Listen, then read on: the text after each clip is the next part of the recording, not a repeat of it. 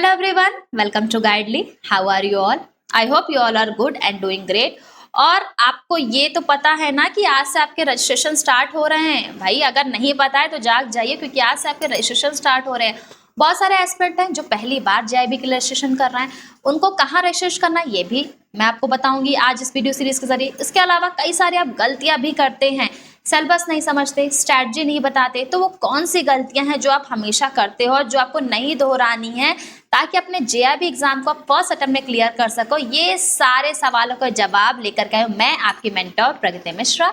यानी आज की इस वीडियो सीरीज बड़ी फायदेमंद होने वाली है उनके लिए भी जो पहली बार जेआईबी का एग्जाम दे रहे हैं, और उनके लिए भी जो जेआईबी का एग्जाम जिनका सेकंड अटेम्प्ट है, जो किसी रीजन से अपना क्रैक नहीं कर पाए।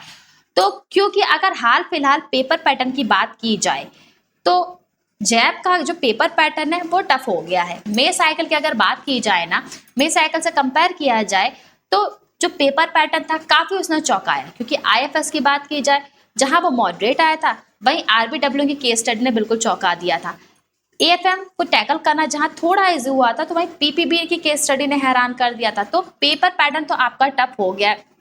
तो जाहिर सी बात है ना, अगर पेपर पैटर्न टफ है तो आपको प्रिपरेशन भी तो उसके रिगार्डिंग करनी है। आप प्रिपरेशन तो करनी है, लेकिन ये तो पता चले भाई पहली बार आप रजिस्ट्रेशन कर रहे हो, आपको रजिस्ट्रेशन करना कहाँ है ये तो पता चलना चाहिए ना।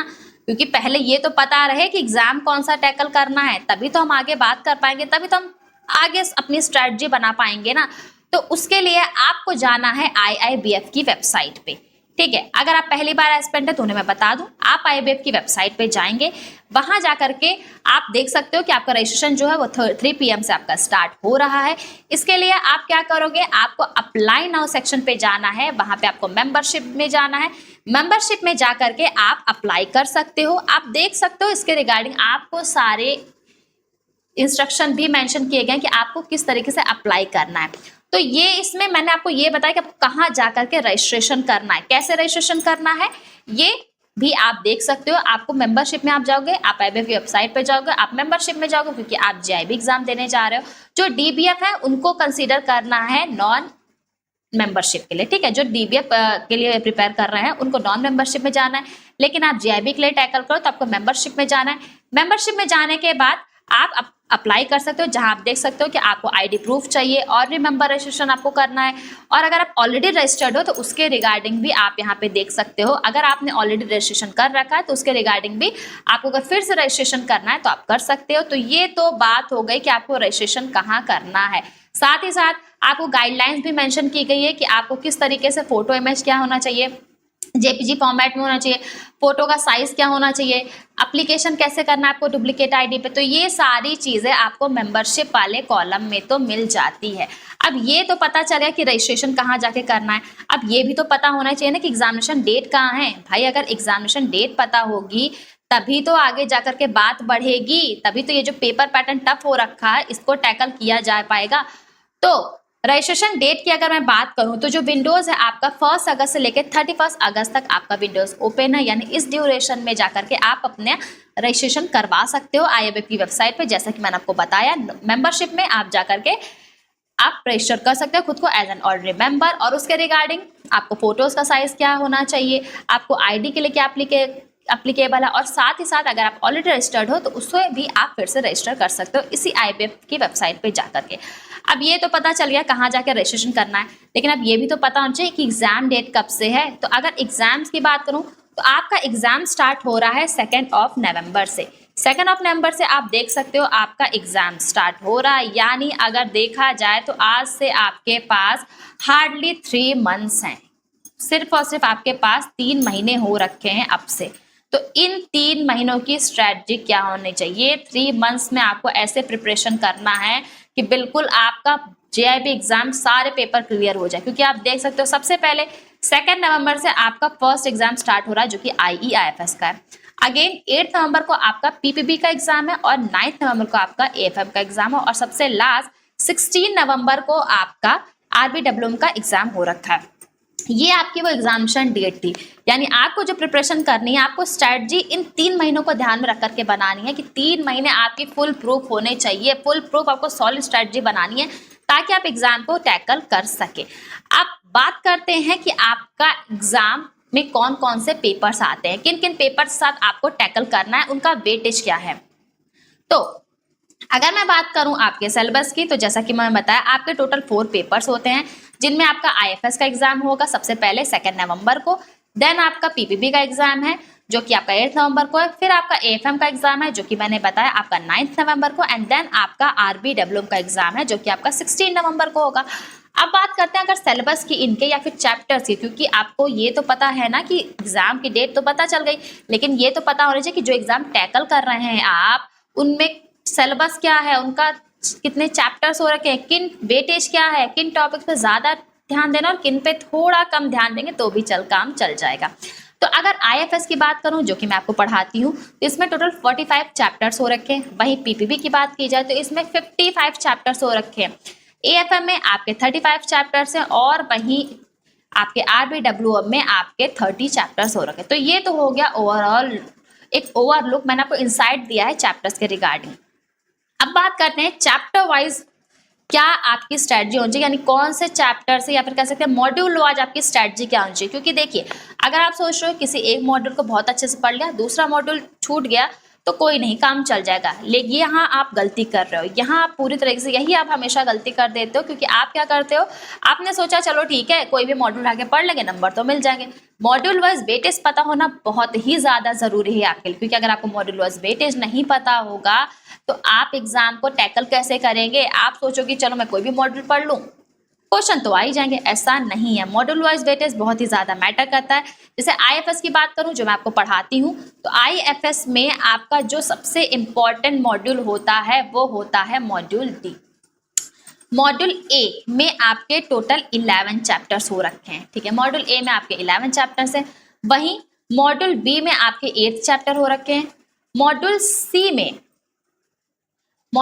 में आपके 9 चैप्टर्स हो रखे हैं और वहीं मॉड्यूल डी में आपके टोटल 17 चैप्टर्स हो रखे हैं।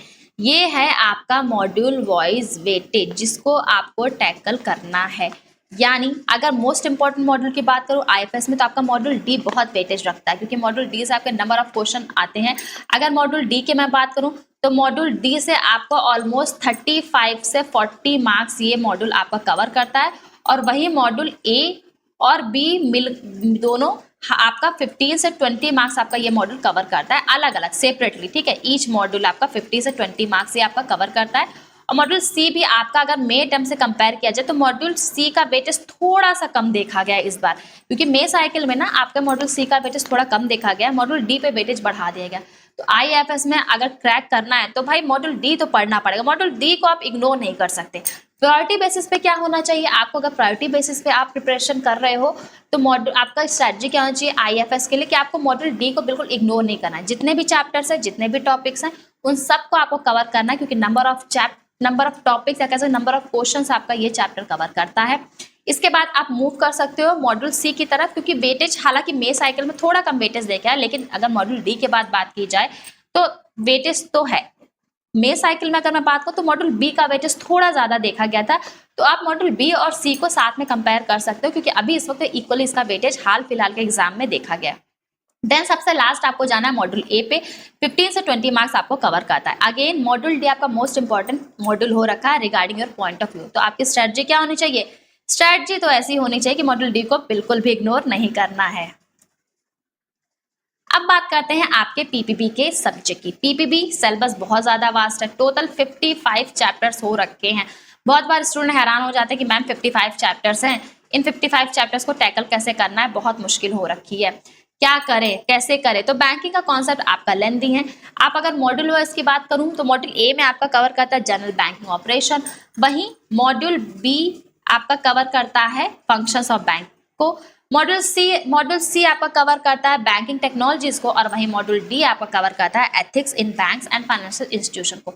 नंबर ऑफ चैप्टर्स देख सकते हो, आपका सबसे ज्यादा चैप्टर्स हो रखा है मॉड्यूल ए और मॉड्यूल बी में, सबसे ज्यादा चैप्टर्स आपके ये दो मॉड्यूल कवर कर रहे हैं। पीपीबी के लिए ये ध्यान रखिएगा आपका मॉड्यूल ए और बी दोनों बहुत ज्यादा रेलेवेंट है, नंबर ऑफ क्वेश्चंस आपको इससे पूछे जाते हैं। मॉड्यूल ए और आप देख सकते हो चैप्टर्स भी इसमें काफी ज्यादा हो रखे हैं, तो आप इसे इग्नोर तो बिल्कुल नहीं कर सकते। मॉड्यूल ए और बी पे आपको खासा ध्यान देना जरूरी है अगर आप चाहते हो कि पीपीबी के एग्जाम को आप क्रैक कर सको।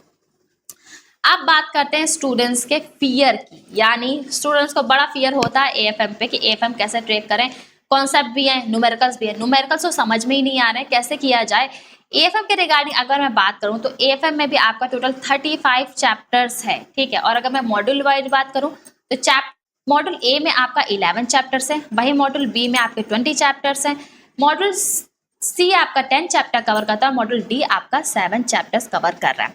मॉड्यूल ए बात करता है आपके अकाउंटिंग प्रिंसिपल्स और प्रैक्टिसेस की, कि आप किस तरीके से अकाउंटिंग प्रिंसिपल्स क्या होने चाहिए, प्रैक्टिसेस क्या फॉलोअप की जाती है किसी बिजनेस में, किसी ऑर्गेनाइजेशन में। मॉड्यूल बी आपका बताते हैं फाइनेंशियल स्टेटमेंट कैसे मेंटेन किया जाता है, किसी भी कंपनी का प्रॉफिट एंड लॉस किस तरीके से मेंटेन किया जाता है, कंपनी अपने फाइनेंशियल स्टेटस को कैसे मेंटेन करती है, फाइनेंशियल स्टेबिलिटी के रिगार्डिंग इन्फॉर्मेशन कैसे मेंटेन करती है। वही मॉड्यूल सी में फाइनेंशियल मैनेजमेंट की बात होती है, जिसमें हम रेशियो से टैकल करते हैं, रेशियो जैसे ट्रिकी कॉन्सेप्ट से हम डील करते हैं। वही मॉड्यूल डी कवर करता है टैक्सेशन और फंडामेंटल ऑफ कॉन्सेप्ट का। मॉड्यूल डी थोड़ा सा बच्चों को टैकल करने में मुश्किल होता है, क्योंकि ये टॉपिक आपका टैक्स और कॉस्टिंग दोनों से ही कनेक्टेड है। तो जहां आपको टैक्स के पॉइंट ऑफ व्यू से ध्यान देना, वहीं आपको कॉस्टिंग को भी इग्नोर बिल्कुल भी नहीं करना है। तो एएफएम को क्रैक करने की स्ट्रेटजी क्या होनी चाहिए, आपको नंबर ऑफ क्वेश्चंस आपको न्यूमेरिकल्स के प्रैक्टिस करने हैं as much as you can.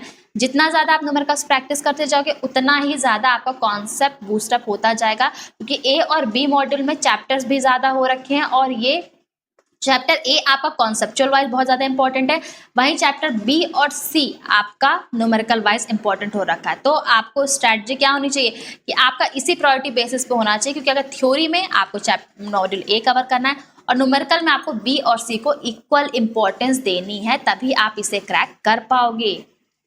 अब बात करते हैं आरबीडब्ल्यूएम की। आरबीडब्ल्यू यानी रिटेल बैंकिंग को लेकर के सबका ये ओपिनियन होता है कि एग्जाम इजी है, आराम से इजीली टैकल कर लेंगे, लेकिन मे साइकिल ने इसी आरबीडब्ल्यूएम ने थोड़ा सा चौंका दिया था, क्योंकि न्यूमेरिकल्स पूछे गए थे, केस स्टडी पूछे गए थे।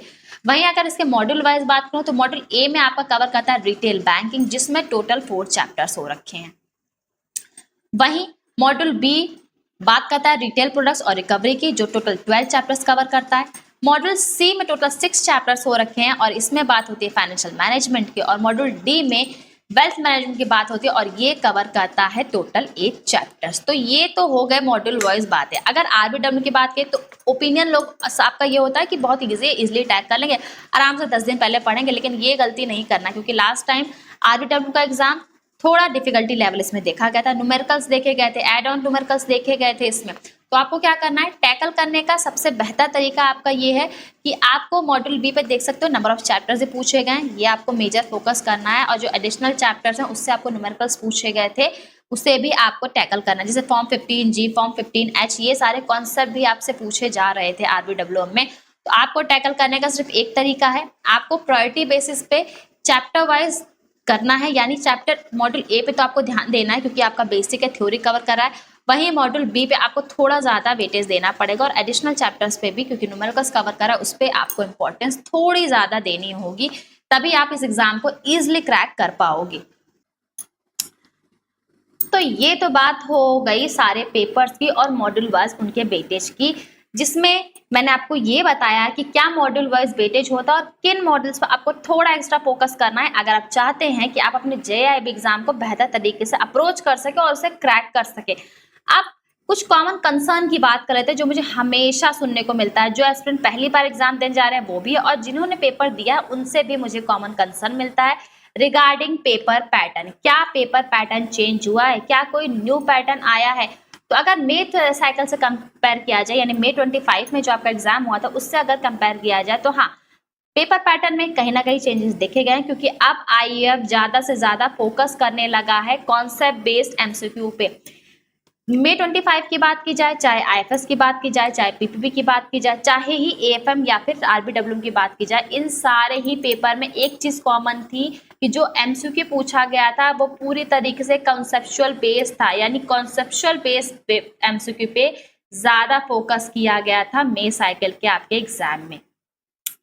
अब अगर IBF ने क्या किया, ये पेपर पैटर्न तो उसने चेंज किया, तो आपको क्या करना है, आपको भी उसी के रिगार्डिंग प्रिपेयर्ड होना है कि आपको ज़्यादा से ज़्यादा कॉन्सेप्ट पे फोकस करना। और एक चीज़ जो मैं आपसे हमेशा कहती हूँ, जब भी मैं आपको IFS पढ़ाती हूँ, तो मैं एक चीज़ आपसे हमेशा कहती हूँ कि IFS है इट्स ऑल अबाउट कॉन्सेप्ट। आप रटने की कोशिश करोगे तो आपको कुछ भी क्लियर नहीं होगा, लेकिन अगर आप समझने की कोशिश करोगे तो आपको कॉन्सेप्चुअल क्लैरिटी तो हो ही जाएगी, आपको कॉन्सेप्ट कभी भूलेगा भी नहीं। इसके अलावा जो दूसरा कंसर्न होता है कि केस स्टडीज बेस्ड क्वेश्चन भी ये चेंजेस देखे गए हैं, यानी सेकंड चेंज आईएफबीएफ ने किया है वो केस स्टडीज क्वेश्चंस को ज्यादा इन्वॉल्व करने लगा। जैसे आरबीडब्ल्यूएम पेपर की बात की जाए, किसी को नहीं लगा था कि ये मुश्किल आएगा, लेकिन उसमें केस स्टडीज पे ज्यादा फोकस किया। पीपीपी में केस स्टडी किया गया, और वहीं अगर आईएफएस की बात की जाए तो उसमें कॉन्सेप्ट बेस्ड एमसीक्यू पे ज्यादा फोकस किया।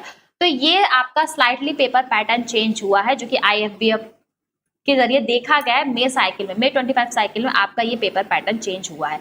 तो आपको क्या करना है, आपको उसी पेपर पैटर्न के अकॉर्डिंग बिल्कुल प्रिपेयर रहना है। यानी एक चीज आपको करनी है, सिर्फ आपको एक चीज करनी है कि आपको कॉन्सेप्ट पे ज्यादा फोकस करना है। यानी आपको अब ये नहीं करना है कि पहले आप क्या करते थे, कॉन्सेप्ट पे ध्यान नहीं दे रहे हो, आप सोचते थे चलो कॉन्सेप्ट है इतना तो डीप आएगा, लेकिन आईएफबीएफ ने ये चेंज किया है। तो अब बिल्कुल प्रिपेयर्ड हो जाए कि आपको कॉन्सेप्ट बेस्ड क्वेश्चन पे ज्यादा फोकस करना है, यानी कॉन्सेप्चुअल क्लैरिटी इज मस्ट। बिना कॉन्सेप्ट को समझे आप इस एग्जाम को क्रैक नहीं कर पाएंगे, क्योंकि ना तो आप एमसीक्यू टैकल कर पाएंगे और ना ही आप केस स्टडीज क्वेश्चन टैकल कर पाएंगे। अब बात करते हैं कुछ कॉमन मिस्टेक्स की जो आप हमेशा करते हो, जो हमेशा आप दोहराते हो और जिसकी वजह से कहीं ना कहीं आप लैग कर पाते हो, क्या फर्स्ट अटेम्प्ट में जैब एग्जाम क्रैक नहीं कर पाते। वो कॉमन मिस्टेक्स क्या है? सबसे पहले कॉमन मिस्टेक्स है आपकी, जो आप सब करते हो, कि फॉर्म तो भर दिया लेकिन पढ़ना शुरू नहीं किया। आप सोचते हो कि चलो अभी तो एग्जाम, अभी तो आज से तो रजिस्ट्रेशन स्टार्ट हुए, फॉर्म वगैरह आराम से फिल करेंगे, उसके बाद अपना धीरे 1-2 हफ्ते बाद हम पेपर शुरू कर देंगे। यही आप गलती करते हो। आप सोचते हो चलो रजिस्ट्रेशन डेट आ जाएगी तब हम तैयारी शुरू करेंगे, यही आप गलती कर रहे हो। आपको अपनी प्रिपरेशन पहले से शुरू करनी है, क्योंकि होता क्या है, जैसे आज से आपकी रजिस्ट्रेशन डेट स्टार्ट हो रही है तो आपका इंस्टेंट, आप सोचो आपकी स्ट्रेटजी इतनी सॉलिड होनी चाहिए कि आप कैसे 3 महीने में अपना जेआईबी एग्जाम क्रैक कर सकते हो। लेकिन आप क्या करते हो, आप सोचते हो जब रजिस्ट्रेशन फॉर्म फिल कर देंगे, आराम से रजिस्ट्रेशन कर लेंगे, उसके 10-15 दिन जाके पढ़ाई कर लेंगे, यही आप गलती कर देते हो। आपको अभी से ही अपनी प्रिपरेशन स्टार्ट करनी है, आपको आज से ही शुरू करना। अगर अभी तक आपने स्टार्ट नहीं किया तो आप इंस्टेंट बिल्कुल तैयार हो जाए, क्योंकि अब आपके पास वक्त नहीं हो रखा है। आपको शुरू करना है, अपने सबसे पहले एक स्ट्रैटेजी बनानी है जिसके जरिए आप अपना पेपर पैटर्न टैकल कर सको। एवरी पर्सन के लिए स्ट्रैटेजी डिफरेंट होती है। आपको अपने टाइम टेबल को मैनेज करना है, आपको अपने टाइम शेड्यूल को मैनेज करना है, वर्किंग लाइफ को मैनेज करना है, साथ ही साथ आपको पढ़ना आज से ही शुरू करना है, तभी आप इस एग्जाम को क्रैक कर पाओगे।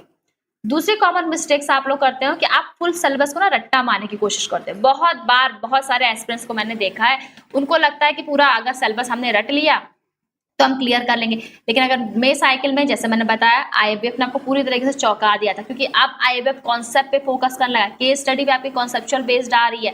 अब अगर आप क्या करोगे, आप रटने की कोशिश करोगे तो आपको कुछ भी समझ में नहीं आएगा, क्योंकि उस टाइम पे तो आप चलो रट लोगे, लेकिन एग्जाम टाइम में इतना फियर होता है, इतना प्रेशर होता है ना कि आपने जो कुछ भी रट्टा मारा है वो आप सब कुछ भूल जाओगे।